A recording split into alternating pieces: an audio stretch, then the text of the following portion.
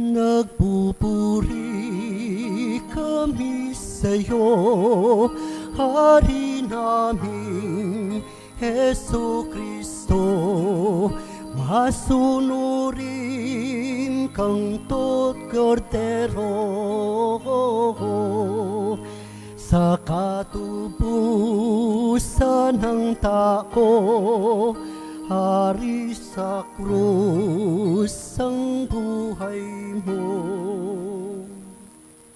Sumainyo ang Panginoon. At sumaiyo rin. Ang mabuting balita ng Panginoon ayon kay San Mateo. Papuri sa iyo, Panginoon. Si Judas Iscariote, isa sa 12, ay nakipagkita sa mga punong saserdote. Ano po ang ibibigay ninyo sa akin kung tulungan ko kayong madakip si Jesus? Tanong niya. Noon din ay binilangan nila siya ng 30 salaping pilak. Mula noon, humanap na si Judas ng pagkakataon upang maipagkanulo si Jesus. Dumating ang unang araw ng kapistahan ng tinapay na walang lebadura. Lumapit kay Jesus ang mga alagad at nagtanong, "Saan po ninyo ibig na ipaghanda namin kayo ng hapunang Pampaskwa?" Sumagot siya, "Pumunta kayo sa lungsod at hanapin ninyo ang taong ito. Sabihin sa kanyang ganito ang ipinasasabi ng guro, malapit na ang aking oras. Ako at ang mga alagad ko'y sa bahay mo kakain ng hapunang Pampaskwa." Sinunod ng mga alagad ang utos ni Jesus at inihanda nila ang hapunang Pampaskwa. Nang gabing yaon, dumulog sa hapag si Jesus kasama ang 12 alagad. Samantalang sila'y kumakain, nangusap si Jesus. Sinasabi ko, isa sa inyo ang magkakanulong sa akin. Nanlumo ang mga alagad at isa't isa'y nagtanong sa kanya, "Ako po ba, Panginoon?"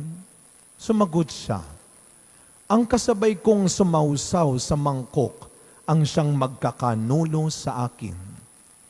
Papanaw ang anak ng tao ayon sa nasusulat, ngunit sa aba ng magkakanulo sa kanya, mabuti pang hindi na ipinanganak ang taong yaon."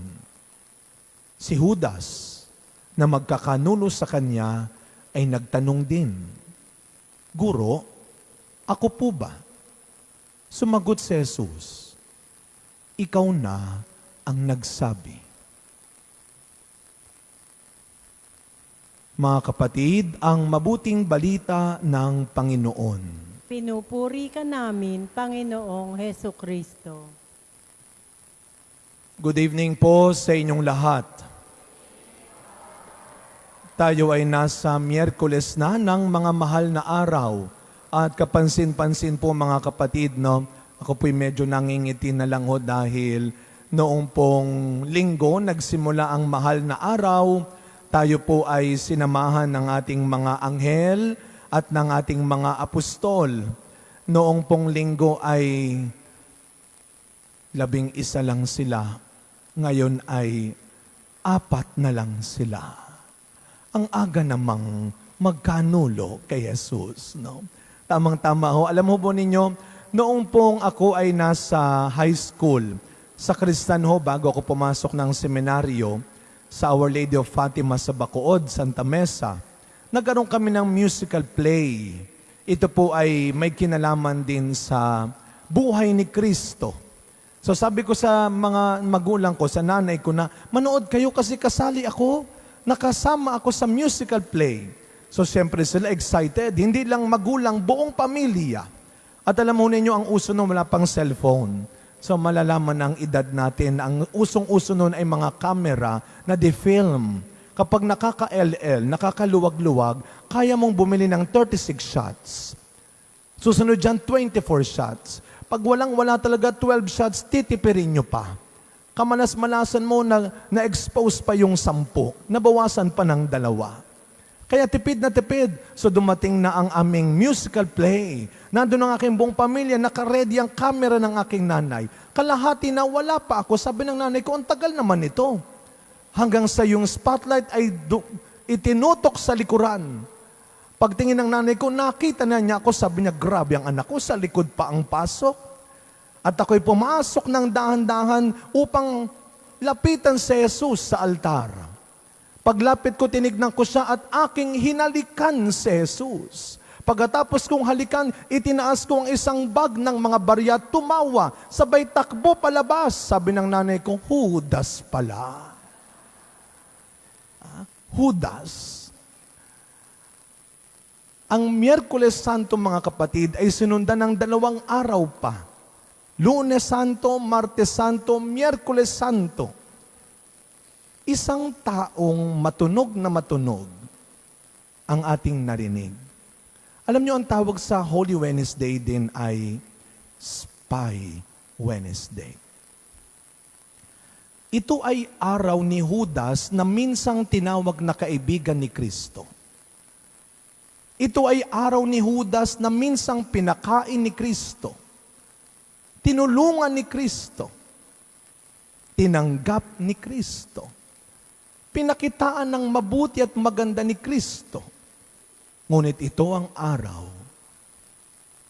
na pagsisisihan niyang ipinanganak pa siya. Dahil ito ang araw ng pagkakanulo sa Kanya. Si Kristo bilang isang taong totoo ay kagaya ng kahit sino sa atin na maaring pagtaksilan at ipagkanulo. Hindi lamang ng mga taong hindi mo kadugo at kaano-ano, kundi ng mga taong minsang tinawag mong kaibigan. Pero mga kapatid, baka nakakalimutan natin, ang mahal na araw ay hindi lamang tungkol sa dami at laki ng pagtataksil na ginawa natin. Tayo ang nagbago, tayo ang nagtaksil, pero hindi ang Diyos. Kaya ngayong mahal na araw, it is not about how sinful we are, but how faithful God is. Kaya nga sa buhay natin, hindi mo lang bibilangin kung ilan ang nawala sa iyo, kundi lagi mong pahahalagahan ang mga naiwan at nanatili sa iyo. At lagi nating tatandaan, sa huli, ikaw at ang Diyos ang magtutuos. Kaya nga ano ang sabi sa ating unang pagbasa, hindi ko sila ginantihan, hindi ko sila pinatulan, at hindi ako naging higit sa kanilang kasamaan. Sapagkat alam ko, ang Diyos ay panig sa akin. Kaya sa pagkapatuloy ng misa natin, mga kapatid, huwag nating kalilimutan, ang mahal na araw ay hindi tungkol sa iyo. Ang mahal na araw ay hindi para sa atin. Ang mahal na araw ay para sa Diyos, para pasalamatan natin. Dahil sa dami ng mga pagkakataon na hindi lamang tayo ang nakaranas ng pagtataksil, kundi tayo rin minsan ang unang nagtaksil, ang unang nagtatuwa sa Diyos na maraming beses na nagbigay sa atin, na nagmahal sa atin, na nagpahalaga sa atin.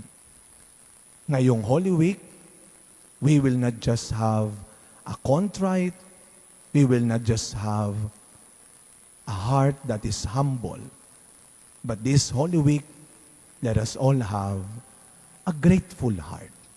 Because God's mercy, God's compassion will always be greater than our sinfulness. It's not just about how sinful you are, but Holy Week is about how faithful God is. Amen.